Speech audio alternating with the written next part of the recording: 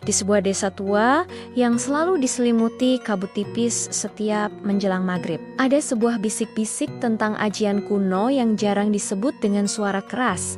Namanya ilmu pelet puter giling. Konon, ajian ini bukan sekadar membuat seseorang jatuh cinta, tapi memutar arah hati, menggiling keyakinan, dan membolak-balik perasaan sampai yang benci bisa berubah jadi rindu. Tidak banyak yang berani mencarinya, karena siapapun yang bermain dengan putaran hoti seringkali berakhir terseret dalam pusaran yang tak bisa ia kendalikan. Arman, seorang pemuda sederhana penjaga toko bangunan, pertama kali mendengar tentang ilmu itu dari seorang pelanggan tua. Waktu itu Arman sedang patah hati berat. Nisa, perempuan yang sudah lama ia cintai, justru bertunangan dengan pria lain yang lebih mapan. Setiap malam, Arman hanya bisa duduk di beranda rumahnya, memandangi jalan desa yang sepi, berharap keajaiban datang. Hingga suatu malam, pelanggan tua itu kembali dan berbisik, kalau hatinya sudah jauh, puter giling bisa memutarnya kembali. Tapi kau harus siap diputar juga.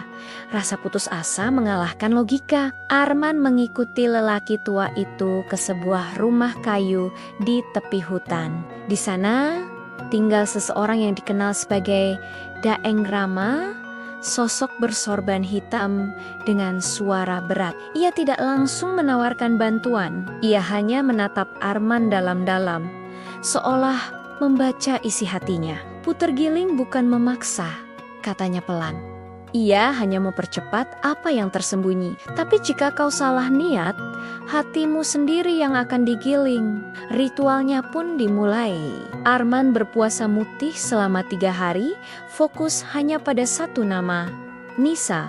Pada malam terakhir, saat angin berhenti dan suara serangga mendadak sunyi, Arman duduk bersila di depan sesaji bunga 7 rupa. Di hadapannya ada segelas air bening dan selembar kain putih bertuliskan nama Nisa.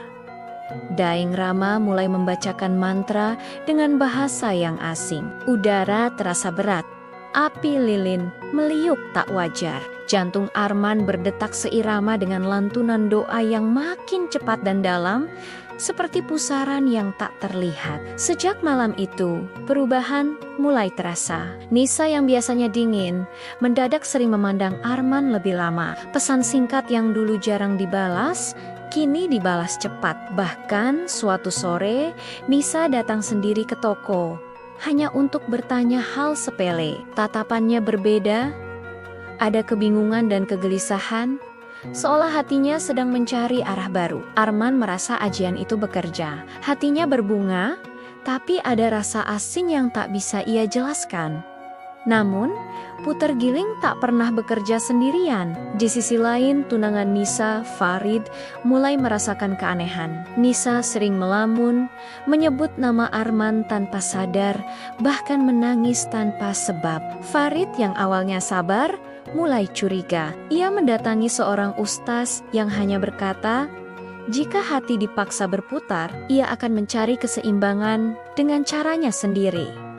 Sementara itu, Nisa tersiksa dalam kebingungan. Di satu sisi, ia tahu Farid adalah pilihan yang baik. Di sisi lain, ada dorongan kuat yang menariknya pada Arman, dorongan yang terasa hangat tapi juga menyesakkan. Setiap malam ia bermimpi berjalan di padang luas, angin berputar kencang, dan 2 tangan menariknya ke arah berlawanan. Ia terbangun dengan napas terengah, seolah benar-benar digiling oleh sesuatu yang tak kasat mata. Arman pun mulai sadar, cinta yang ia dapatkan terasa berbeda. Nisa memang mendekat, tapi matanya sering kosong.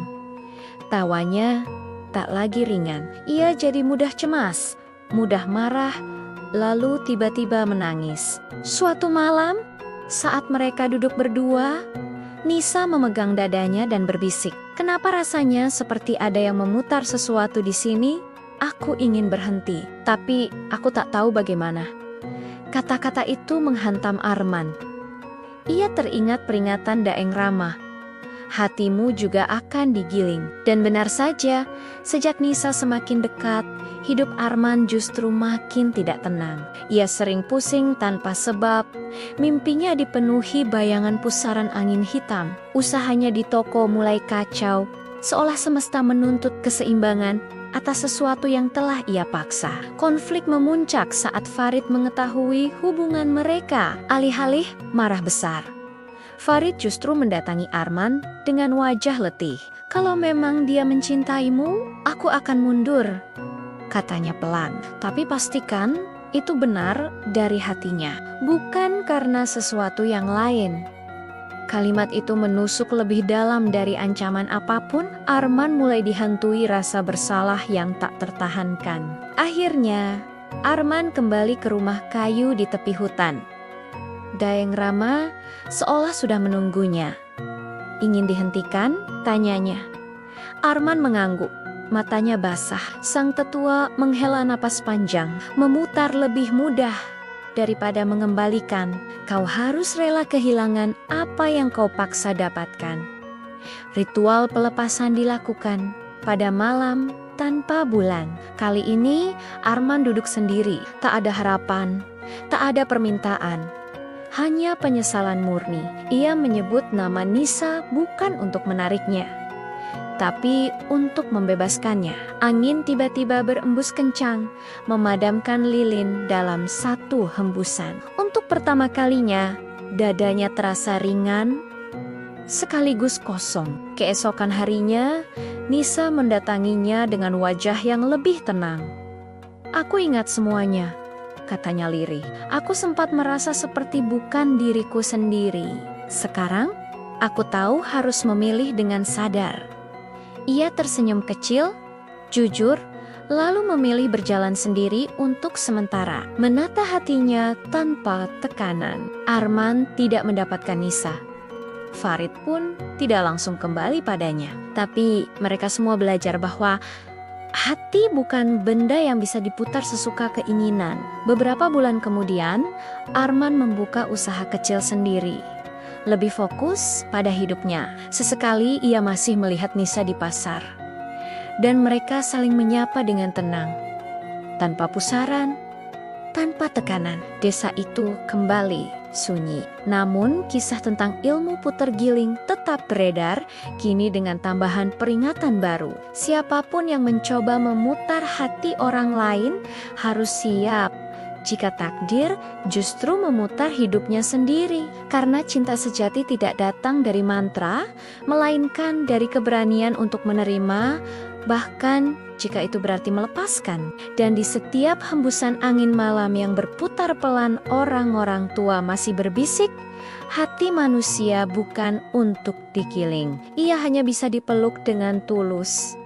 Terima kasih sudah menonton kisah ini. Jangan lupa untuk subscribe dan nyalakan loncengnya agar tidak ketinggalan cerita-cerita menarik lainnya. Sampai jumpa di video berikutnya.